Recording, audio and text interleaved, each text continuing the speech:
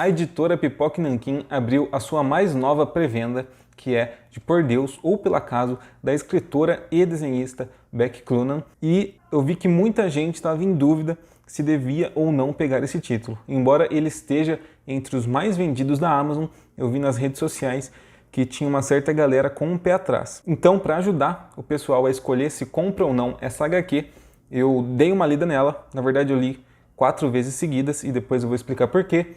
E eu vou comentar aqui hoje se essa HQ vale ou não a pena o seu investimento. E lembrando que caso no final desse vídeo você escolha comprar Por Deus ou Pelo Acaso, eu vou deixar o link de compra ali embaixo. Por Deus ou Pelo Acaso, que saiu lá fora pelo título de By Chance or Providence, compila 3 edições da Becky Cloonan que foram lançadas entre 2011 e 2013. Esses 3 quadrinhos foram originalmente lançados por ela de forma independente, mas em 2014 eles foram compilados e começaram a ser vendidos pela Image Comics. Essas 3 histórias apresentadas em Por Deus ou Pelo Acaso são independentes, mas quando você lê as 3 você nota certas semelhanças tanto na narrativa quanto na temática.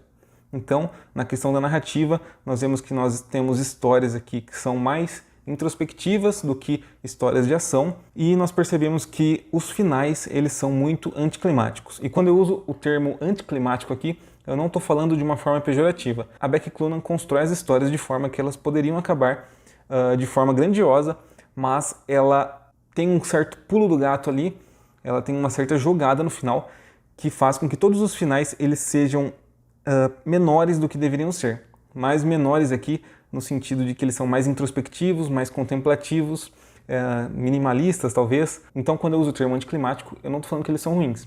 Eu estou falando que eles quebram a sua expectativa e eles puxam o tapete debaixo dos seus pés de forma que você fique sem chão por alguns momentos.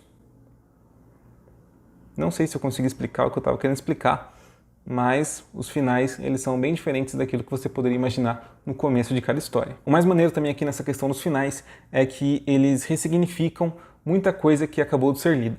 Então, quando eu digo lá no começo do vídeo que eu li 4 vezes essa HQ, é porque eu li uma vez cada uma das histórias, eu reli tudo automaticamente, ao final de cada história eu já reli. Teve histórias que eu reli ainda 2 vezes, depois da primeira leitura, e depois eu ainda peguei e reli tudo de uma vez para pegar todos os detalhes. Então acho que dá para entender aqui como os finais eles são especiais e bem trabalhados, embora eles sejam, como eu disse, anticlimáticos. Além de toda essa questão da narrativa, que é semelhante nas 3 histórias, nós temos também a questão da temática e da ambientação, que também é similar nos 3 contos. As 3 histórias são de fantasia, com muito romance e um pezinho no horror. E todas elas são ambientadas num ambiente de fantasia que lembra um pouco de Spy de Feitiçaria ou de uma alta fantasia. A Becky Cloonan ela constrói histórias que são relativamente simples no seu desenrolar, mas que são carregadas de sentimento e que têm finais que dão outro significado para o que você acabou de ler. Então você pode pensar que a história é clichê ou que a história é simples, mas o jeito que ela executa tudo aqui é que é especial. E todas essas histórias fazem você refletir sobre o que acabou de ser lido e sobre o que você está lendo, de forma que a história ela cresce e ela se constrói tanto dentro das páginas quanto fora das páginas, tanto quando você lê a HQ, tanto quanto quando você já terminou de lê-la. A Becky Cloonan faz esse roteiro que é muito pouco expositivo, quase nada expositivo, então ela deixa tudo a cargo do leitor. O leitor precisa ler, precisa entender, precisa refletir sobre o que acabou de ser lido, e isso não acontece só no momento que você está lendo a HQ, mas também depois que você já terminou. Outro ponto forte de Por Deus ou Pelo Acaso é que os personagens aqui são muito cativantes. O momento da vida deles que é retratado aqui também é muito intenso, então você se apega às histórias que estão acontecendo. E, como eu disse, os finais eles são anticlimáticos e por isso eles são soberbos em sua pequenez. Eu não sei se eu estou conseguindo explicar os finais aqui ainda, mas eles são incríveis na sua sensibilidade e no seu minimalismo. Dá para ver que a Becky Cloonan colocou muito do coração e da alma dela nesse projeto. Além desses roteiros belíssimamente escritos, a Becky Cloonan também faz um excelente trabalho na arte aqui dessas 3 histórias. A desenhista tem um traço que flerta tanto com o modelo ocidental de fazer quadrinhos, quanto com o modelo oriental. Então nós temos uma narrativa aqui que é bem única e também o estilo dos personagens é bem característico dessa desenhista. Os desenhos eles são delicados quando eles precisam ser e são brutos também, quando eles precisam ser. Então, a Becky Cloonan, ela consegue passar muito bem as emoções das cenas que ela constrói.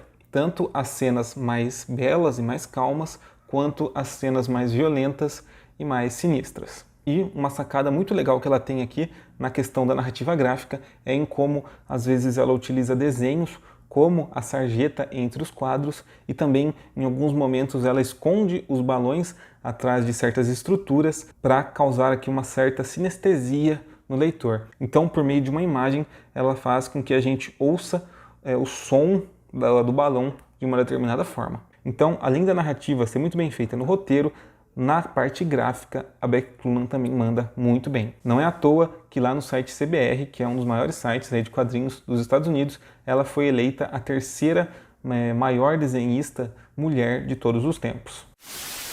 Eu falei um monte aqui, mas ainda não falei sobre o que as histórias são em si.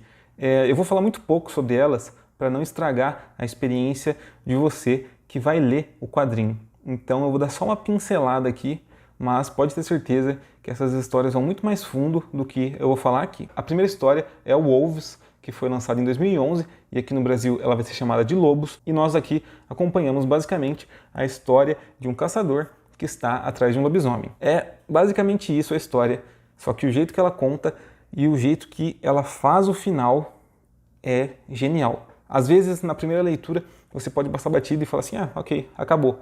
Mas a hora que você relê, aí, bicho, aí não vou falar mais nada. A segunda história é The Mire, foi lançada em 2012 e aqui no Brasil vai se chamar O Pântano. E essa HQ em específico ganhou o Eisner em 2013 de melhor edição única. Aqui nós vemos um escudeiro sendo enviado por seu cavaleiro até um outro castelo para entregar uma mensagem e no seu caminho ele vai passar por esse tal pântano.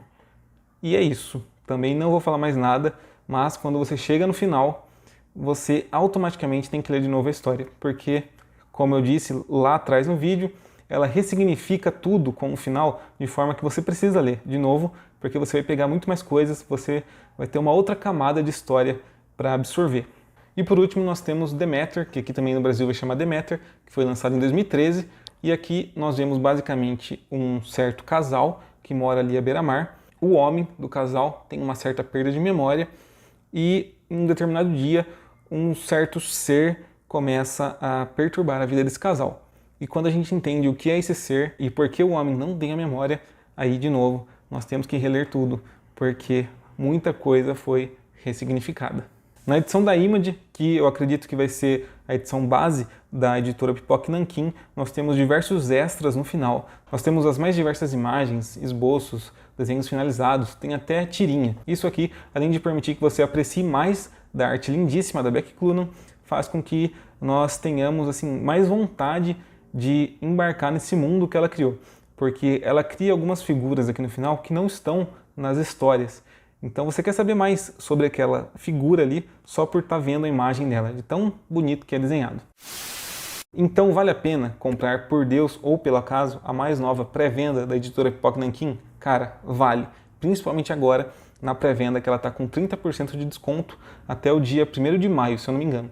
Eu vou deixar o link ali embaixo, caso você tenha se interessado ou caso você queira saber um pouquinho mais sobre a HQ. Talvez Por Deus ou Pelo Acaso não seja para todos os públicos. Se você quer uma história de ação, se você quer uma história que seja mais escapista, talvez essa edição não seja para você. Mas se você quer uma obra que foge dos padrões, que te faz refletir, que mostra aqui histórias de forma diferente daquela que nós geralmente vemos nos outros lugares, então pode ir fundo em Por Deus ou Pelo Acaso, que essa aqui é a história para você. Mais uma vez, se você se interessou, eu vou deixar o link de compra dessa HQ ali embaixo. E quando você compra qualquer coisa pelos links aqui do Soco Foguete, você ajuda muito o canal a crescer. Se você gostou desse vídeo, por favor, deixa ali embaixo seu joinha. Se você não é inscrito no canal ou se você não é inscrita aqui no canal, clica ali embaixo para se inscrever e ative o sininho para não perder nenhuma das nossas notificações. E comenta ali embaixo se você já leu algum quadrinho da Becky Cloonan, se você já leu Por Deus ou Pelo Acaso e, sei lá, comenta qualquer coisa aí que der na telha. Eu vou adorar te responder. Mas, então é isso. Já falei demais e espero